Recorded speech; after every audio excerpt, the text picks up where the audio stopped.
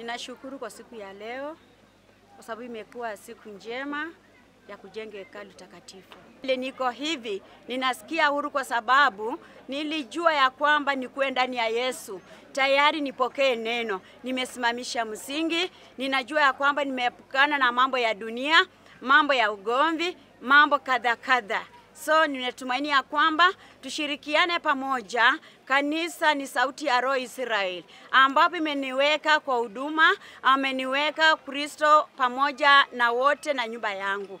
Ninasema ni asante kwa siku ya leo. Ninatumaini kila mmoja lazima achukue neno. Neno imedumu kwa kila mmoja, na ninajua ukiwa utajenga sehemu zako, chukua neno. Ninajua neno itasimama pamoja. Ya wamama, tumaini letu, ninajua kama mama amepokea neno la Bwana, tayari amekuwa na amani kwa boma lake, pesa zake anapata kidogo, anaelekeza kwa biashara, si tena kwa pombe.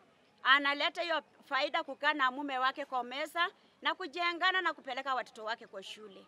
So ninatumaini ya kwamba kama tuko hivyo, ninajua tutasonga mbele.